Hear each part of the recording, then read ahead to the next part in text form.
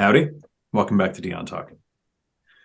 Today I want to talk about a subject that isn't something I'm an expert at. I have 16 rental units, been investing a little over a decade, and retired last year on the cash flow from those rental properties. Part of my systems are designed because I am the lazy investor. So I design my systems to keep my tenants in place, and I have had very little tenant turnover.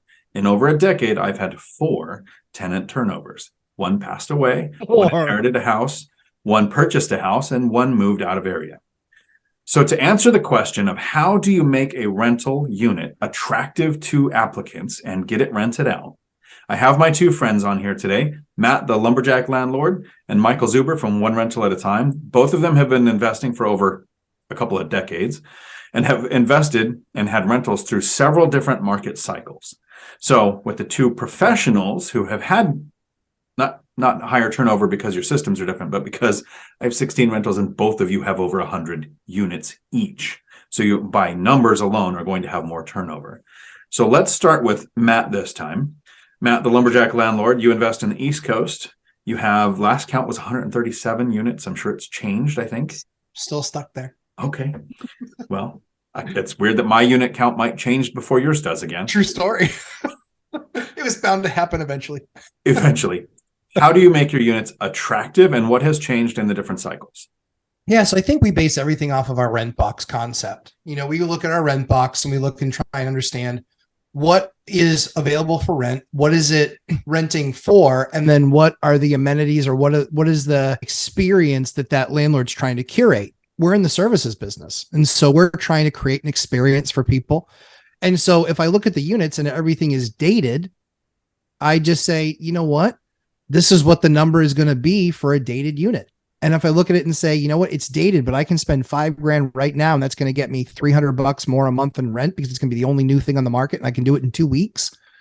Then that's something that lends itself well. So I think everything for us starts with the formula of using the rent boxes, which is what I built out and what I use. So I can really understand what's available in my market, how much is it renting for, and what's the speed by which I'm not so delicate that I need to have the thing rented out the first day it goes on the market.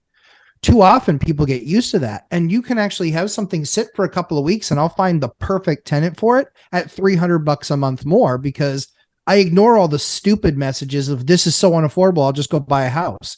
If you could buy a house, you'd have bought a house. So shut up and go buy a house. That's fine. You don't need to rent from me. It's all good with your 613 credit score. So as we look at it, we just really leverage the rent box and understand, as we're looking at that asset, do we upgrade it and see what return on capital we're going to get there? In a lot of cases in this market cycle, it's been 30% more rent for doing $7,000 worth of work. That means that money is going to pay itself off in about 3 years. And I'm going to be at that higher rent, but I also have a higher trajectory of raising those rents over the next 3 years. And even if they're flat, new always rents out faster than dated. It always does. Zuber, you have property management. You've been investing for, again, over 20 years. You had 180 something units last time we talked. How does that work for you? How do you make your units the most attractive that you can? Yeah. So again, we've been doing this, 20 some odd years, and everything Matt said is right on board. Rent box, all of that, doing the calculation on yield or return on capital. I'll just add a couple of things. I treat houses different than apartments. So we have some apartments, the classic, 10 on the bottom, 10 on top, so really close together. And we have houses. So one of the things that I've always found with houses, and most landlords don't do it for whatever reason, is if you're going to put a house up for rent and you're asking all the money, meaning all the rent, spend a couple of bucks with a landscaper and clean the front yard. It's the first thing people see when they're driving by. You got a for rent sign up in the front yard, looks like crap. They're going to assume the house looks like crap. Even if you spent all the money upgrading it like Matt's talking about, if you can't get them in the door, it doesn't matter. Right. So one of the things that I think a lot of landlords make the mistake on houses is they don't spend a couple $100 dressing up the front yard. It's curb appeal. Now, of course, when the tenant moves in and if they want to let it go to nothing, that's on them, right? Because they're paying the yard. But if it's mine and it's vacant, the front yard's going to be dialed in. because I know that that's what people come from. As for apartments, one of the things that I've done a lot the last decade or so is buy slumlord properties, and I mean, there's a special place in hell for slumlords. Not only, you got to fix and address the inside health and safety, you've got to spend a little money, but it's the outside, parking, the paint, windows, window shades, or if you have newspaper on the windows for shades, that's probably not a good look. So again, a lot of the things that kind of Matt talked about is inside, which makes total sense. It's amazing how many people don't address the outside, because that's what your new tenant's going to see, and that's what they're going to assume. So I probably spend a little more time on the outside, specifically the fronts of the units, than most people do, especially if I'm if I'm going to turn a building, I will touch the outside before I touch the inside. Because again, think about a fourplex or a 10plex or whatever it is. The outside will probably take me 2 weeks, maybe 8 days, depending on how big it is and how many subs I need. The inside's going to take more time because it's probably 2 weeks per unit. I'm going to do the outside first because I want people stopping by saying, I love what you're doing. What's for rent? I have rented most places when I address the outside before I'm done with the inside. And that doesn't happen if you do the inside first. So I, generally speaking, 99% of the time do the outside first. I love that. So I've been involved with both of your courses. You could find, Michael Zuber's course, One Rental at a Time, how to reach financial freedom by acquiring one rental at a time. And then Matt the Lumberjack Landlord's course, oh shit, I'm a landlord, now what? You've closed on those one rentals at a time, now what do you do? So I've been involved in both of those courses. And I have a free course at DionTalk.com on the binder strategy, how I get my tenants to ask me to raise the rent.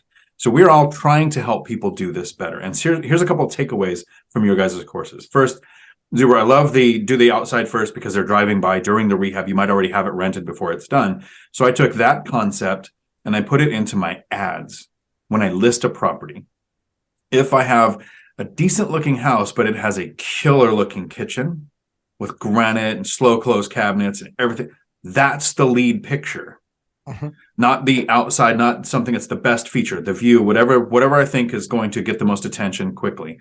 And images mean more than words in listings when it comes to the people who are looking really quickly. So if I have washer dryer hookups, I have a picture of washer dryer hookups in the listing, not just say there are washer and dryer hookups. And then Matt, while I was in your course, I learned a mistake that I was making. I was making rental listings from the perspective of an investor.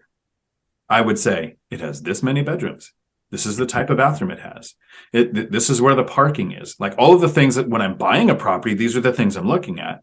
Sure. Versus what do people want? How far is it from the freeway? What other things in the area, school district, schools, parks, all of the things that can attract a person to an area that I wasn't putting in the listing. I was only talking statistics on my rental because I figure I want to get the data to them. They don't want the data.